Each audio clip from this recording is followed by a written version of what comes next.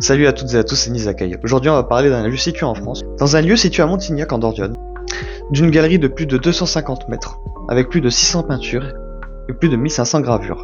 Je parle évidemment des peintures de Lascaux.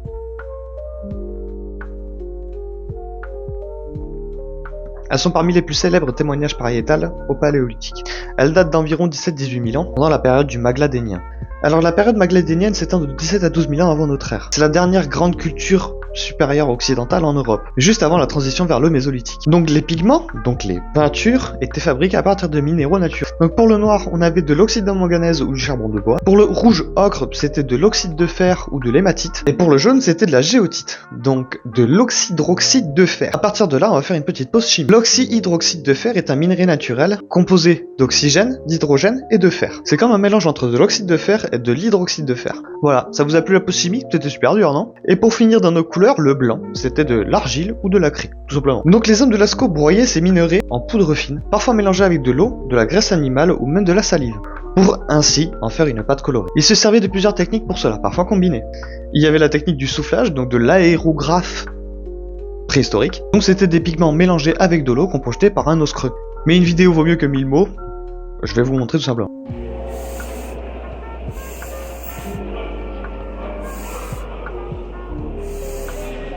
C'était soit un os creux, soit un os de petit mammifère, soit un os d'oiseau, et cela servait à faire les contours d'animaux. Il y avait les pinceaux rudimentaires, donc forcément qui étaient fabriqués à partir de poils d'animaux, ou de brindilles effilées, ou même de mousse. Sinon il y avait directement l'application directe, on y allait directement avec les doigts, c'était plus simple. Pour finir, il y avait aussi la gravure. Donc ils gravaient les contours d'animaux à base d'outils en silex, donc après ou avant avoir peint, on sait pas forcément. Pour s'éclairer dans les grottes, ils utilisaient des lampes à graisse, donc c'était des pierres creuses, tout simplement, remplies avec de la graisse animale.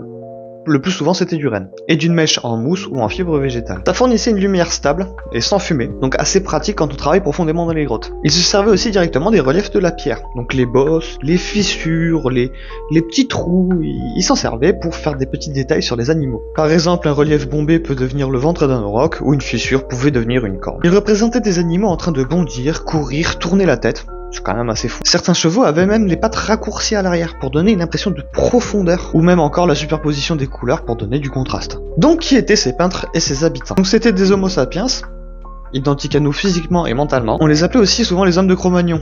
C'est le nom du site qu'on a découvert, où on a découvert leurs ossements. C'était des chasseurs-cueilleurs nomades qui se baladaient au gré des saisons et suivant les troupeaux. Alors ils ne vivaient pas directement dans les grottes de Lascaux. Ils vivaient dans des abris sous roches ou dans des campements en plein air, avec des tentes en bois et en peau. Ils s'alimentaient le plus souvent avec la chasse du renne. Et puis tout servait, la viande, la peau, les os, mais aussi des chevaux, des aurochs, des bisons et des bouquetins. Ils faisaient aussi de la pêche et de la récolte de fruits, de racines et même de noix. Je vais le dire plusieurs fois dans cette vidéo, mais leurs outils étaient en silex. Donc les grattoirs, les pointes de flèches, les lames, mais aussi en bois de renne pour les harpons ou même les aiguilles à coudre, même aiguilles à chasse. J'ai découvert que ça s'appelait comme ça, alors bon, je vous le dis. Ils avaient déjà une industrie raffinée et bien organisée. Leurs vêtements étaient confectionnés en peau de fourrure cousue avec ces fameuses aiguilles à chasse. C'était vraiment une protection essentielle, parce que le temps là-bas était comme la Sibérie actuelle, c'est-à-dire très froid et très sec.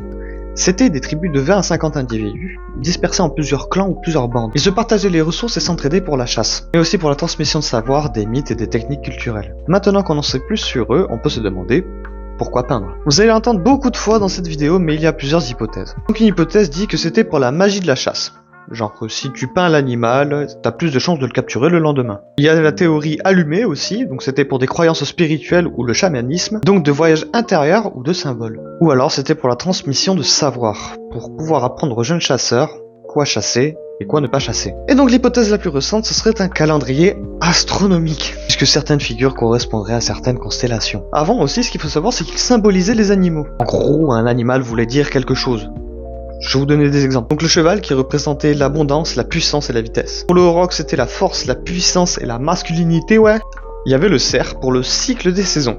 Attention, on va parler de quelque chose de très très intéressant que j'ai appris il y a pas longtemps. Donc c'est quand les bois tombent et repoussent.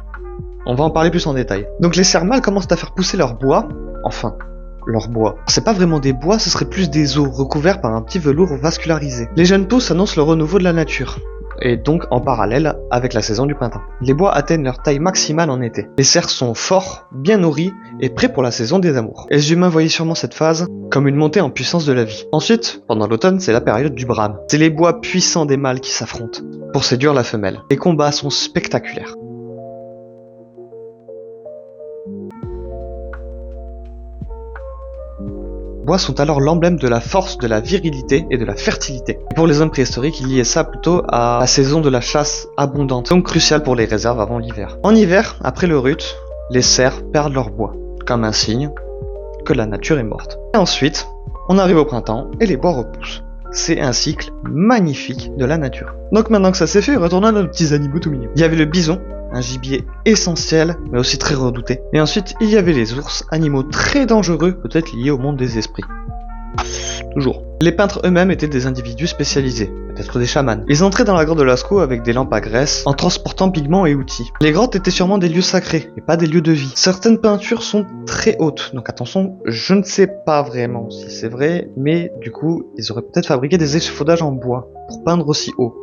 Sinon, tu prends plusieurs cailloux, tu les mets et tu te mets debout dessus.